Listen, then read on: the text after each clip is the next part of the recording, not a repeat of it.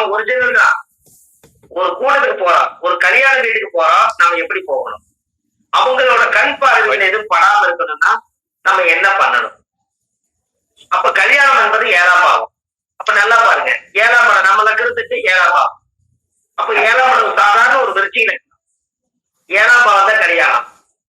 அப்ப அது சுக்கரனோட வீடு. கையில ஒரு அச்சு வெள்ளத்தை கையில வச்சுக்கோங்க, அச்சு வெள்ளத்தை கையில வச்சுக்கோங்க. அச்சு வெள்ளம் என்ன ஆகும்? கொஞ்ச நேரத்துல எல்லா தோஷமும் அந்த அச்சு வெள்ளத்துக்கு வந்துரு, அது உருகிடு. அதுக்கப்புறம் தண்ணீர் கொண்டு போய் போட்டுருங்க, நம்ம உடம்பு போற திருஷ்டி அச்சு வெள்ளத்துக்கு போயிருமல்லங்க. அப்ப நம்ம கையில என்ன வச்சுக்கணும் ஒரு ஐடியா வேணும்ல? எப்படி? ஆமாங்க ஐயா. இதே நீங்க ஒரு கர்ம காரியத்துக்கு போறீங்க, அந்த இடத்துல தீட்டுப்படுது, அந்த இடத்துல நீங்க என்ன பண்ணணும்? ஒரு கிருமி நாசம், ஒரு மஞ்சக்கட்டை ஜோப்பில் கொண்டு போங்க. குரு கூட வராது. ராவணனை அழிக்கிறதுக்கு வசிஷ்டர் கூட வந்தாரா, ராமர் கூட. அது போல குரு கூட வர்றாரு. அதுக்கப்புறம் அதை எடுத்து அடக்கம் பண்ணதுக்கு அப்புறம் அந்த மஞ்சக்கட்டையை தூக்கி தண்ணிக்கு போட்டுருங்க. அந்த கிருமி நாசம் எல்லாம் அந்த மஞ்சக்கட்டையை வாங்கிருமா. அந்த மஞ்சக்கட்டை இருக்க வரைக்கும் உடம்புக்குள்ள கிருமி அட்டாக் ஆகாதான். அப்ப அந்த காலத்திலேயே இறந்தவங்க எடுத்து போனா ஒரு சொந்த தண்ணியில மஞ்சளை கலக்கி நடுவாசல ஊத்துவாங்க, பாத்துருக்கீங்களா? ஆமாங்க, தெளிப்பாங்க ஐயா. இறந்தவங்க மேல கூட தெளிச்சுதாங்க. அது ஏன் தெளிக்கிறாங்க? ஆமா, ஊர்ல பிரேதம் போனா கூட ஒரு சொந்த தண்ணி, ஒரு குடம் தண்ணி எடுத்து வாசல்ல ஊத்துவாங்க. இன்னும் கொஞ்சம் மஞ்சள் பொடி வாங்குற காசு இருந்தா மஞ்சளை கலக்கி ஊத்துவாங்க. ஏன்னா அந்த பிரேதத்துக்கு மேல போடுற பூவு அரகரம் பாடிட்டு போகும்போது அந்த பூவுல கிருமி நாசம் இருக்குமா. அதனால மஞ்சள் தண்ணி தொலைச்சிட்டோம்னா வாசனை எனக்கு வீட்டுக்குள்ள வராதா. அப்ப அந்த காலத்துல முன்னோர்கள் இந்த பரிகாரத்தை செஞ்சுக்கிறாங்களா இல்லையா? ஆமாங்க, எப்பயுமே செய்யறாங்க ஐயா. மஞ்சள் தண்ணி செய்யறாங்க. சூப்பர். அப்போ அப்ப அந்த ஜாதகத்துல அப்ப இன்னொரு விஷயம், அந்த நைட்ல யூரின் வந்து எந்திரிக்காமையே போயிட்டாங்கன்னா அவங்களுக்கு ஒரு பரிகாரமே என்னன்னா, சவத்து மேல பொறி வீசுவாங்க. அந்த பொரிய பொறுக்கி அந்த குழந்தை கொடுத்தீங்கன்னா அந்த குழந்தை சாப்பிட்டுச்சுன்னா யூரின் வந்து அதோட நின்னுக்கு. அது இரவுல வந்து அவங்களே ட்ரௌசர்ல சட்டையில யூரின் போக மாட்டாங்க, அது நின்றுடும். தெரியுமா உங்களுக்கு அது விவரம்? நெகட்டிவ் எனர்ஜி இல்லைங்களா, அதெல்லாம் அப்சர்வ் பண்ணாதாங்க ஐயா. அது எடுத்துக்கலாம். அதெல்லாம் ஒண்ணு ஆகாதுங்க. அது வந்து அந்த தோஷம் எல்லாம் பாதிக்காது. அந்த காலத்துல வாழ்ந்து போனவங்களோட அவங்க அந்த குழந்தைகளுக்கு கொடுப்பாங்க அந்த காலத்துல. அதெல்லாம் ஒரு பெரிய விஷயமா நினைக்காது. அது நெகட்டிவே கிடையாது. இவங்க பொறியை மேல வீசுவாங்க, ஒரு 10 பொறியை வாங்கி அந்த குழந்தைக்கு கொடுப்பாங்க. அந்த குழந்தைக்கு அந்த நெகட்டிவ் எனர்ஜி நீங்க சொல்றது இது போனதுக்கு அப்புறம் வாழ்நாள் முழுவதும் அவர் யூரின் போய் அவருடைய யூரின் வீட்டுக்குள்ள நெகட்டிவ் வைக்கிறது ஒரு நாள் நின்று போயிருந்தாங்க. புரியுதுங்களாமா? புரியுதுங்க. அதாவது எப்பவுமே நல்லா பாத்துக்கங்க. நீங்க இந்த லக்னத்துல மாந்தி இருக்கிறவங்க பிரேதஸ்தாபம் லக்னத்துல மாந்தி யாருக்கெல்லாம் இருக்குதோ அவங்க இறக்குறத நேர்ல பாப்பாங்க. உங்களுக்கு தெரியுமா அந்த ரகசியம்? தெரியாதுங்கய்யா, இன்னொரு தடவை சொல்லுங்க. லக்னத்துல மாந்தி யாருக்கெல்லாம் இருக்குதோ அவங்க இறக்குறத வாழ்க்கையில ஒரு நாள் நேர்ல பாப்பாங்கன்னு. இறக்குறத உண்மை உண்மையா சொல்லுங்க. அப்படிங்களாங்க? ஐயா சொல்லுங்க.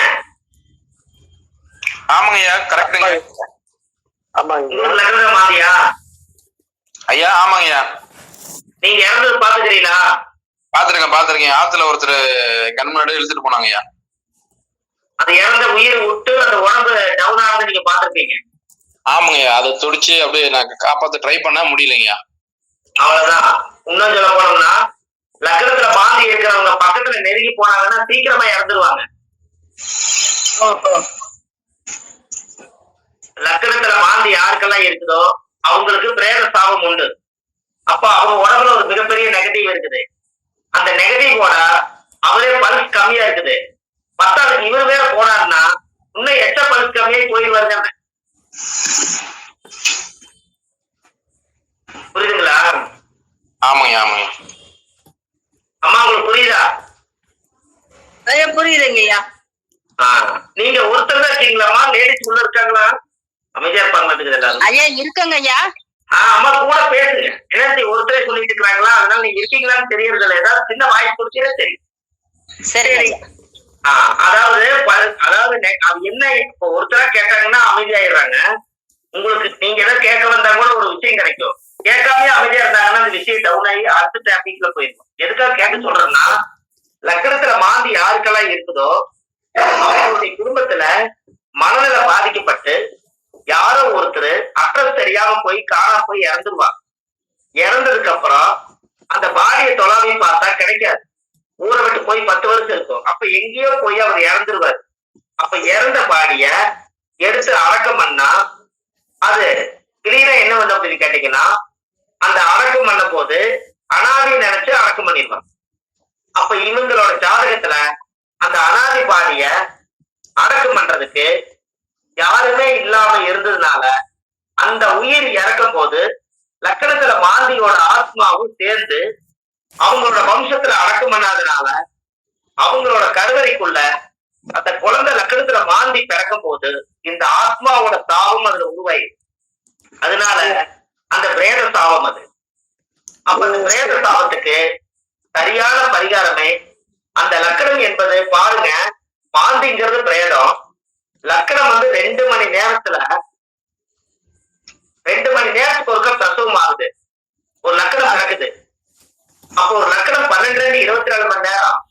அப்ப ஒரு ஜாதகருக்கு லக்கணத்துல மாந்தி இருந்தா இந்த பிரபஞ்சம் மேல இருந்து பாத்துக்கிட்டு இருக்குமா, அது கரெக்டா பாத்துக்கிட்டு இருந்து போட்டு கரெக்டா இவருக்கு பிரேத சாபத்தை கொடுக்கணும்னு சொல்லி கடவுள் பிக்ஸ் பண்ணுவாராம்.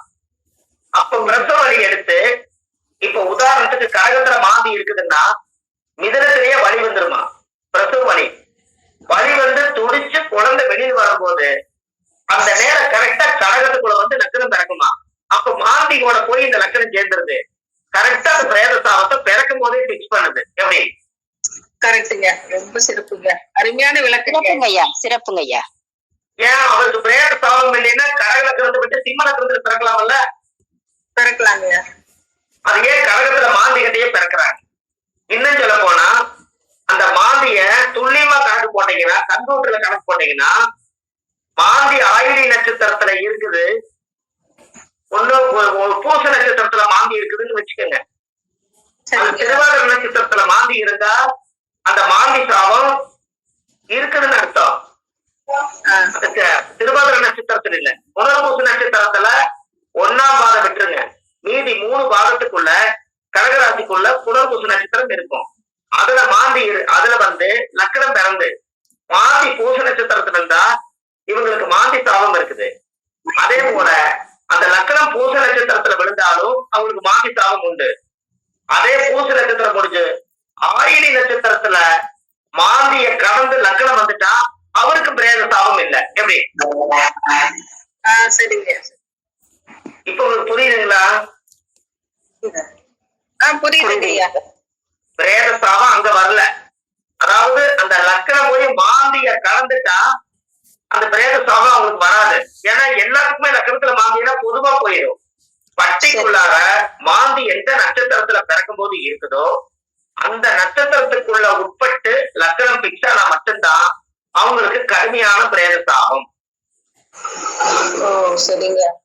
ஒரு சின்ன பிரேத சாபம் நம்ம குடும்பத்தை விட்டு சுத்தமா விலகணும்னா அவங்களுக்கு அனாதிபாதி எடுத்து அடக்கம் பண்றதுதான் பிரேத சாப நிவர்த்தி.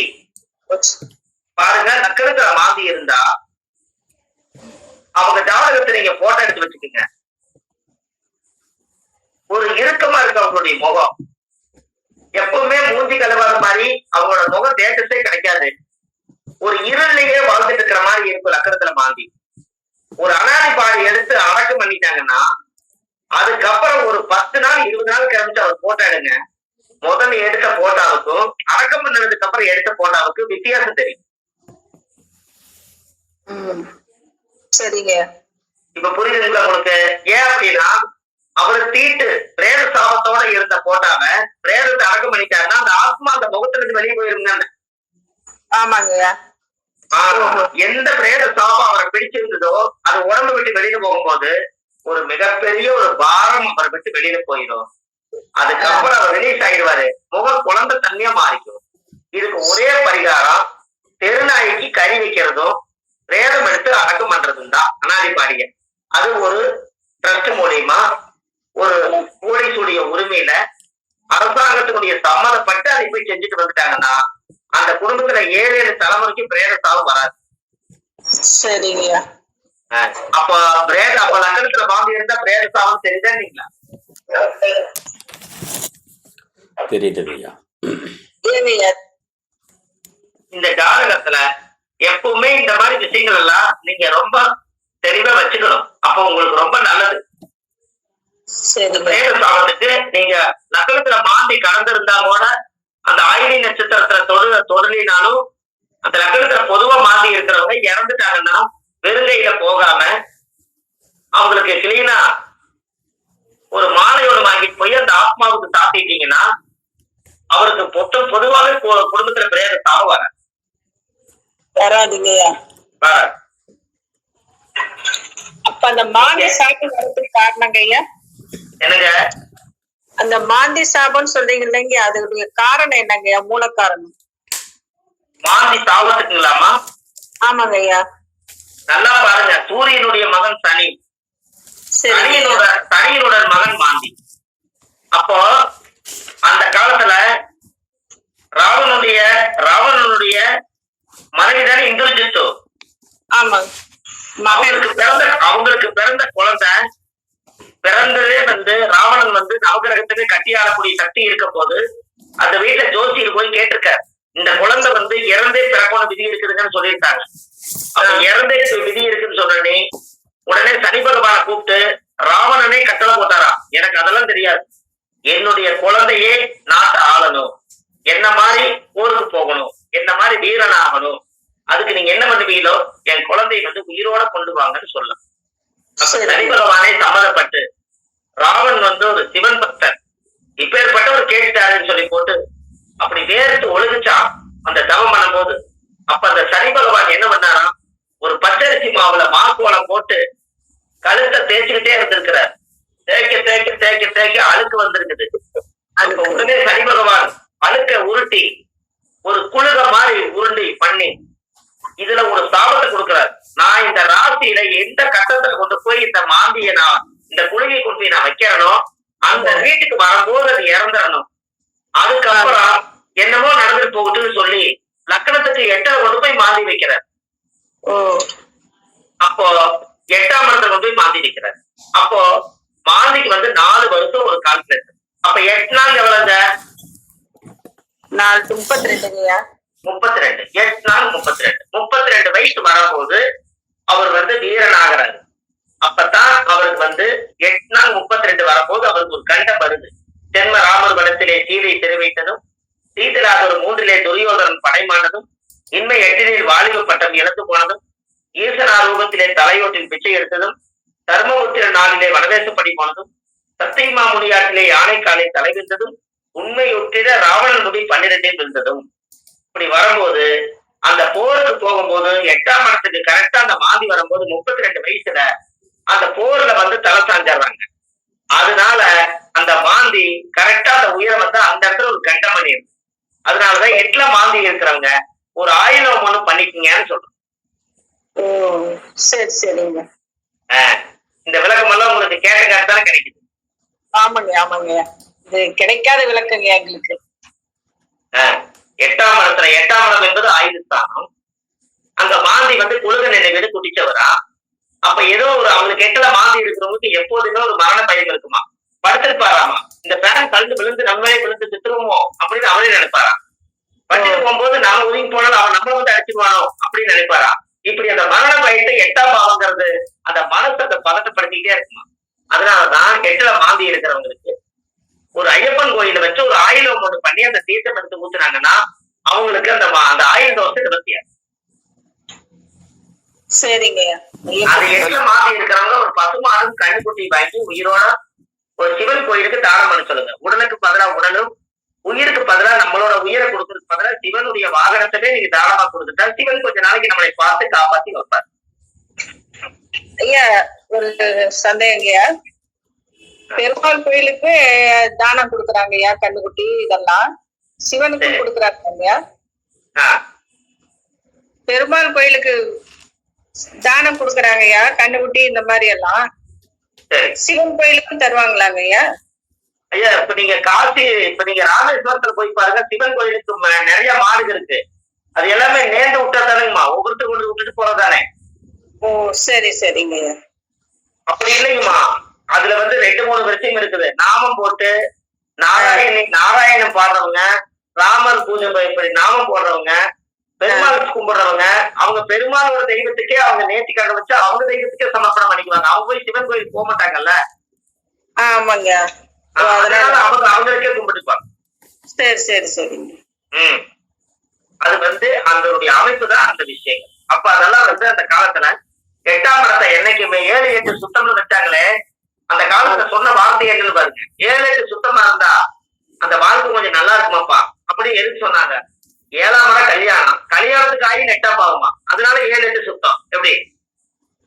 சரிங்க. 7-8 சுத்தம்னா அந்த ஜாதகருக்கு கல்யாணம் 7ஆம் பாவம், கல்யாணம் முடிச்சு வச்சா உயிரோட இருப்பாங்கிறதுக்கு 8ஆம் பாவம், ஆயுதம் நல்லா இருக்குது, கல்யாணம் நல்லா இருக்கு. அப்படி சரி சரிங்க. அதனால அது சுத்தமா இருக்கணும். அந்த காலத்துல சொல்லியிருக்காங்க. காலத்துல முன்னோர்கள் இருக்கலாம், இல்லாமல இல்ல, இல்லாதவங்களுக்கு என்ன பண்ண முடியுங்க, அப்படி சொல்லியிருக்காங்கன்னு நான் சொல்ல பாருங்க.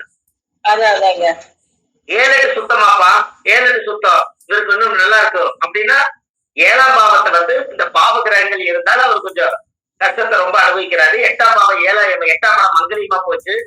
கட்டின தாலி அந்த காலத்துல மங்கலி இறங்கிடக்கூடாதுங்கிறதுக்காக அட்டமன் அதிர்ஷ்டை மால்நீலன் திட்டமாய் இருந்ததில் மற்றவர்கள் மனங்கள் செய்தால் மணவாளன் இறந்து போவானா அப்படின்னு ஒரு கவி உண்டு.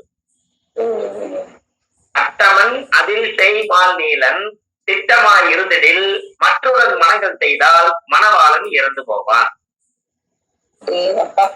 அட்டமன்னா 8ஆம் இடம், அதில் தேய் மால் நீலன், தேய்னா செவ்வா, மால்னா புதன், தேய் மால் அட்டமன் தேய் மால் நீலன், நீலன்னா ராகு, ராகு புதன் செவ்வாய் 3 கூடி 8ஆம் இடத்துல இருந்தால் அந்த ஜாதகருக்கு அட்டமன் அதிசய மால் நீலன் திட்டமாய் இருந்தது.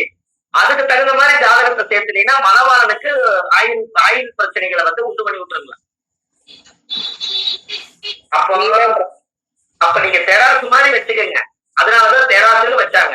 நல்லா பாருங்க, ஒரு கிரகத்தோட அளவு நீங்க வச்சுக்கோங்க. 8ஆம் பாவத்துல ஒரு பாவ கிரகம் இருந்தா, அதே பொண்ணுக்கு ஒரு பாவ கிரகம் இருந்தா 8ஆம் பாவம் 2 பேருக்கு ஈக்குவலா இருக்கும். 8ஆம் பாவத்துல 2 பாவ கிரகம் இருந்து ஒருத்தருக்கு ஒரு பாவ கிரகமே இல்லைன்னா யாருக்கு பாவ கிரகம் இருக்குதோ அவங்க ஜாதகத்துல தோஷம் அதிகம். அப்ப 3 கிரகம் இருந்து ஒருத்தருக்கு இல்லாம கட்டி வச்சா இந்த 8ஆம் பாவ தோஷம் போய் ஒண்ணும் இல்லாதவங்களோட தலையில ஏறி உட்கார்ந்தே குருவி மண்டையில பனங்காய் வச்சது போல கீழே விழுந்துருவாரு. இதைத்தான் சொல்ல வருது. கண்டிப்பாங்க, அது சரியாவே இருக்குதுங்க. அதுக்குதான் அன்னைக்கு ஒரு பரீட்சை, எத்தனை வருஷங்க, 13-14 வயசுல கவி பாடணும். எங்க ஊர்ல எல்லாம் திருவள்ளுவர் குளத்துல பிறந்திருக்கிறதுனால கவி சொல்லலைன்னா ஜோசியம் சொன்னா எடுபடாது. அதனால கவி கொஞ்சமாவது ஒரு 300 கவியாவது படிச்சு வச்சுக்கொண்டாங்க. 1000 கவி படிக்கணும். அவங்க பெரிய சவால் விட்டா 300 கவி படிச்சு வைக்கணுங்க. 300 கவி படிக்கலைன்னா ஜோசியரே கிடையாது எங்களுக்கு. நாங்கெல்லாம் அது கொஞ்சம் கூட படிக்கலைங்க. என்னங்கம்மா? அந்த மாதிரி புத்தகங்கள்லாம் இன்னும் நாங்க ஒண்ணு கூட படிக்கலைங்க. அதனால நம்ம அடிக்கடி நாங்க முதல்ல கவி சொல்லுவோம். காலங்கள் மாறிட்டே வருது, கவியை ஷார்ட்கட் ஆக்கிட்ட, வேற வழியே இல்லை. அதனால இந்த பாட்டெல்லாம் ஒரு ரெக்கார்டு இருக்குது, நீங்க அப்படியே எடுத்துக்கோங்க. அட்டமன் அதிர்ஷ்டை நாளைக்கு சொல்லலாம்ல. நீங்க யாராவது திருமண பொருத்து பார்க்க வர்றாங்க, திருமண பொருத்து பார்க்க வந்தா இந்த பாட்டு நீங்க சொல்லலாம்.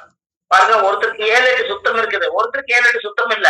நாளைக்கு திருமண வாழ்க்கையை நான் வேணா பொறுத்து போட்டு தர்றேன். நாளைக்கு பிரச்சனைன்னு வந்தா நீங்க என்ன கேட்க கூடாது. ஏன்னா அப்படிப்பட்ட ஜாதகத்தை சேர்த்தப்ப உங்க கட்டாயத்துக்காக சேர்க்க முடியாது. ரூல் படி வந்து இப்படி பஞ்சாங்கத்துல இருக்குதுங்க, இதுக்கு மேல ஜோசியர் காரணமாக மாட்டாங்க. வேணா நீங்க இதை கட்டாயப்படுத்தி அந்த கல்யாணத்தை முடிச்சோடனே நீங்க உங்க குழந்தைகிட்ட போய் பூக்கெட்டு செஞ்சுக்கீங்க. ஜோசியர் வந்து உங்களுக்கு உரிமை கொடுக்க மாட்டேன்னு சொல்லிடுறேன்.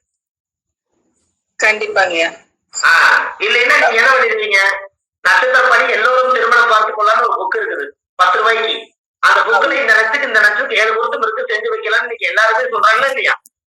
ஆமாங்க சொல்றாங்க. அதை சேர்த்து வச்சு 12 வருடம் 24 கட்டத்தை ஆராய்ச்சி பண்ணாம, தசாபுக்திகள் 2 ஆராய்ச்சி பண்ணாம, புத்திநாதன் 2 ஆராய்ச்சி பண்ணாம, அந்தரநாதன் 2 ஆராய்ச்சி பண்ணாம, இந்த லக்னாதிபதி கெட்டு போச்சா, அந்த லக்னாதிபதி கெட்டு போச்சா, குடும்பாதிபதி கெட்டு போச்சா, சகோதராதிபதி கெட்டு போச்சா, மாங்கல்யாதிபதி கெட்டு போச்சா, இந்த ஜாதகருக்கு 2 பேருக்கு புண்ணியம் செஞ்ச ஜாதகமா, இது பாவம் செஞ்ச ஜாதகமா, இதுக்கு குழந்தை பாக்கியம் இருக்குதா, இதுக்கு குழந்தை பாக்கியம் இல்லையா, இதுக்கு தாம்பத்திய வாழ்க்கை இருக்கா, இதுக்கு தாம்பத்திய வாழ்க்கை இல்லையா, இவங்க 2 பேருக்கு ஆயுள் பலம் எப்படி இருக்குது, இவங்க தாய் தந்தையோட ஆசீர்வாதம் எப்படி, இந்த பக்கத்துல தாய் தந்தை ஆசீர்வாதம், காமனார்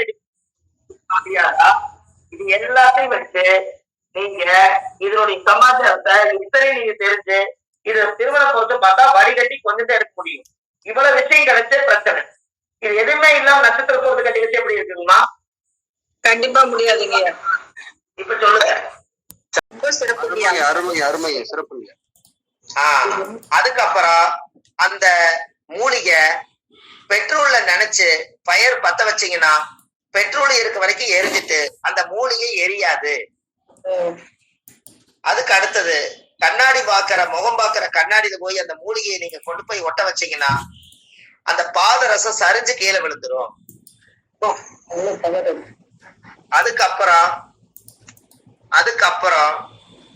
சொல்லுங்கய்யா. தண்ணியில தண்ணியில விட்டீங்கன்னா அது எதிர்த்து போகும், இரும்பு கட்டாகும்.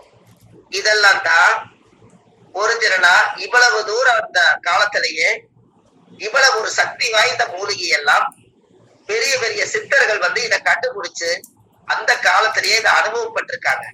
அதனாலதான் அடுத்த பிறவியில் இருந்தா புண்ணியம் செஞ்சு வைப்போம், ஒரு சஞ்சீவி மூலமா பிறப்புமேன்னு சொல்லி ஒரு விதியை உருவாக்கி வைக்கிறோம். ரொம்ப ரொம்ப சந்தோஷங்க. உங்களுக்கு அந்த பதிவு நல்லபடியா கிடைக்கும். நாங்க கூட பட்டு வரும் மூலிகை மரமா பார்க்கணும்னு வேண்டிக்கிறோம் ஐயா. நீங்க நீங்க நல்லா யோசிங்க. உங்க வீடு நீங்க என்னைக்கு கட்டினாலும் ஒரு மர கதவுல நிலவு செஞ்சு வைங்க. ஒரு மர கதவு செய்யறீங்கல்லப்பா, நிலவு கதவு. அது ஒரு மரம் வாங்கிட்டு வந்து அந்த ஒரு மரத்திலேயே நீங்க நிலவு கதவு செஞ்சிடணும். அந்த நிலவு செய்யணும். நிலவு செய்யறீங்கல்ல, அந்த நிலவு செய்யறது ஒரு மர கதவுலதான் செய்யணும். மாறி மாறி கதவுல வந்து மரங்கள் இருக்கக்கூடாது. அப்பதான் அந்த நிலவுக்கு உயிர் வருமா.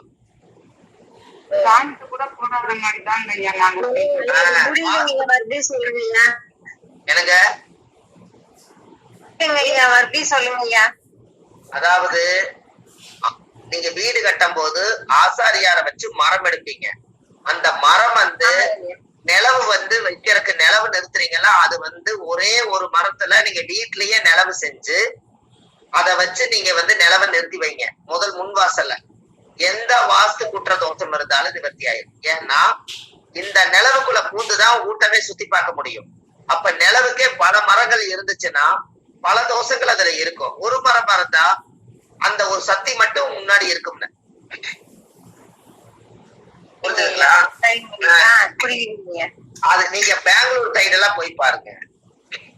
பெங்களூர் சைடு எல்லாம் போய் பாத்தீங்கன்னா முதல்ல நிலவு கதவுக்கு வந்து சரியா மஞ்சள் எல்லாம் தேய்ச்சு பொட்டு சத்திரம் எல்லாம் வச்சு பூவெல்லாம் வச்சு காலையில 6 மணிக்கு விளக்கு போட்டுருவாங்க, கடவுள் வீட்டுக்குள்ள வர்றாங்கன்னு சொல்லி. இங்க நம்மாலு வந்து கடவு நிலவுல போய் நடுச்சட்டில் உட்கார்ந்து சிகரெட்டை பத்த வச்சு ஊதிட்டு இருக்கிறாரு. எப்படி வரும் கடவுள்? காலையில எந்திரிச்சு வாசப்படியில உட்கார்ந்து சிகரெட்டை ஊதிட்டு அவர் ஏதோ விஞ்ஞானம் மட்டும் கண்டுபிடிச்சிட்டு இருக்கிறாரு. வர்ற கடவுளையும் தடுத்து அப்புறம் எப்படி வேலை செய்யுங்க. பெங்களூர் சைடு எல்லாம் போய் பாத்தீங்கன்னா இந்த விஷயம் எல்லாம் நடக்கும். பெயிண்ட்லயே போட்டு வச்சிருவாங்க ஐயா, மஞ்சளே கிடையாது, மஞ்சள் குங்குமம் எல்லாம் கிடையாது. அதனாலதான் அந்த காலத்துல ஒருத்தருடைய வாழ்க்கையில ஆதி காலத்துல முன்னோர்கள் வாழ்ந்ததெல்லாம் பயரம்பாஞ்ச மரம் எதுன்னு உங்களுக்கு தெரியுமா?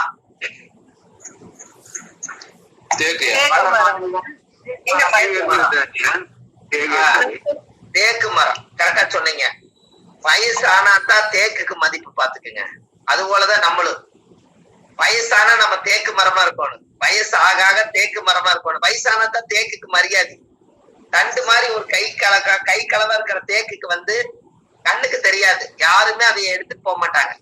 வயசு ஆனாதான் தேக்குக்கு மரியாதை. அப்ப வைரம் பாஞ்ச மரம் தேக்குன்னா அப்ப சூரியன் வந்து வைரம் பாஞ்ச மரமா வருதா இல்லையா?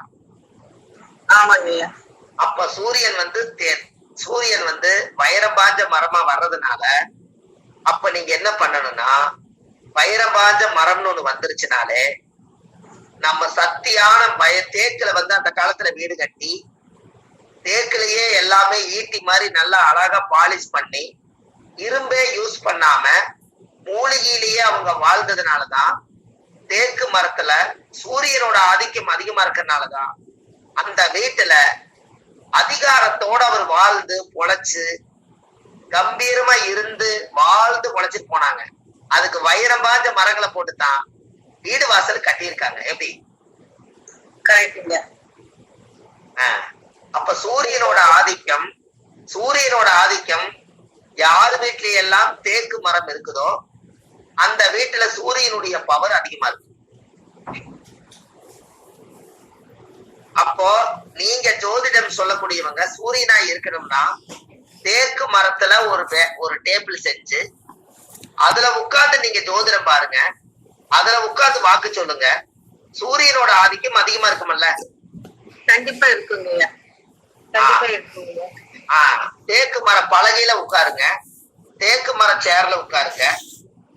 ஏன் அப்படின்னா எல்லாத்தையும் சக்திகளையும் தேக்கி வைக்கக்கூடிய ஒரே பொருள் தேக்கு மரம். கண்டிப்பா. அதனாலதான் கயாவுல போய் பிண்டம் கொடுக்கும் போது தேக்கு இலையில தான் பிண்டம் கொடுப்பாங்க, வாழை இலையில கொடுக்க மாட்டாங்க. அப்ப தேக்கு மரத்தினுடைய இலை வட்டமா இருக்கும். அதுல கோதுமை மாவுலதான் 32 உருண்டை முடிச்சு அந்த 32 உருண்டைக்கும் கயாவுல வந்து திதி கொடுத்துட்டு சூரியன் என்பது கோதுமை, ஆத்மாவை வந்து ஆத்மா சாந்தி பண்றதுக்காக கோதுமை மாவுல பிண்டம் முடிச்சு தேக்கலையில பிணைஞ்சு கொண்டு போய் மகாவிஷ்ணுடைய பாதத்துல கொண்டு போய் சமர்ப்பணம் பண்றாங்க. ஆமாங்க ஐயா. ஆனா நாங்க செய்துங்க ஐயா, 7-8 வருஷம் ஆயிடுச்சு. ஆனா இந்த காரணம் எல்லாம் அப்பயே நீங்க சொல்லும் போது கரெக்டா தெரியுது. அந்த இலை அப்படிதான் இருந்தது. கோதுமை மாவுலதான் அவங்க பிண்டமே ரெடி பண்ணாங்க. கயால வந்து இருக்குன்னு சொல்லி தேக்கு மரத்துல ஒரு துண்டும் கூட நீங்க தொழில் செய்யற இடத்துல சூரியன் திசை சூரியன் புத்தி நடக்கிறவங்க, ஜாதகத்துல சூரியன் நீசமா இருக்கிறவங்க தேக்கு மரத்துல அந்த காலத்துல ராஜாக்கள் எல்லாம் ஒரு செங்கோல் மாதிரி வச்சிருப்பாங்க. அது மாதிரி ஒரு அழகா உருட்டி அதுக்கு ஒரு வெள்ளி பூணு போட்டு ஜக்கம்மா குறி சொல்ற மாதிரி ஒண்ணு நீங்க கையில வச்சுட்டீங்கன்னா உங்க உடம்புல சூரியனோட ஆதிக்கத்துல நீங்க குறி சொல்லுவீங்க, ஜாதகம் சொல்லுவீங்க. ஃபர்ஸ்ட் கிளாஸ் வேலை செய்யும்ல? கண்டிப்பா செய்யுங்க. அப்ப சிம்ம ராசிக்காரங்க அந்த மாதிரி வச்சுக்கலாமாங்க ஐயா? வச்சுக்கலாமே. ஐயா எல்லாரும் யூஸ் பண்ணலாங்களா ஐயா? இல்ல, எல்லாரும் பண்றதுங்கிறது பொதுவான விதி. ஆனா அதுக்கு சம்பந்தப்பட்டது என்னன்னா சூரியன் ஆதிக்கம் அதிகமா வேணுங்கிறவங்க இப்ப நீங்க நல்லா பாருங்க, பெரிய பெரிய முதலமைச்சர்கள், பெரிய பெரிய மாடாதிபதிகள், பெரிய பெரிய மகான்கள், முன்னாள் முதல்வர்கள் இவங்களெல்லாம் வந்து வைரம் பாஞ்ச மரத்துல உட்கார்ந்துதான் தீர்ப்பு சொல்லியிருக்காங்க. கண்டிப்பா. பெரிய பெரிய மனிதர்கள் எல்லாம் தேக்கு மரத்துலதான் உட்காருவாங்க. அதே போல மீன லக்கணக்காரங்க யூஸ் பண்ணலாமா ஐயா? எனக்கு ஐயா மீனத்துக்கு ஐயா யூஸ் பண்ணலாமா ஐயா? இல்ல, மீன லக்கணங்கிறதே இல்லைங்க. லக்கணமோ ராசி நட்சத்திரமே இல்ல. வைரம் பாஞ்ச மரம் எதுன்னு கேட்டா தேக்கு மரம். இந்த தேக்கு மரம் எல்லாம் தர்ம வழியில சேர்ந்தது. பொதுவா யாரு வேணாலும் யூஸ் பண்ணலாம். சரிங்க சரிங்க. இப்ப உங்களுடைய ஜாதகத்துல நீங்க ஒண்ணும் வேண்டாம், தேக்கு இலை இருக்குது இல்லைங்களா, அந்த இலையில சூரியன் திசை நடக்கிறவங்க, சூரிய புத்தி நடக்கிறவங்க, சூரியன் நீச்சமா இருக்கிறவங்க தேக்கலையில சாப்பாடு போட்டு தினம் தினம் சாப்பிடுங்க. உங்களுடைய வீட்டுல காற்று மனம் தங்கு, நோய் தீரும், சூரியனோட ஆதிக்கம் அதிகமா வரும்ல. சரிங்க சரிங்க. இப்ப தேக்கலையில கோயில் பண்டாரம் வந்து விசேஷம்னா வீட்டுக்கு தேக்கையில தான் ஐயா தருவாங்க. அந்த பின்னி தேக்கை பதப்படுத்தி. அப்ப சொல்றீங்க என்ன? அப்புறம் நீங்க இந்த தொன்னையெல்லாம் வருதல்லம்மா, தொன்னை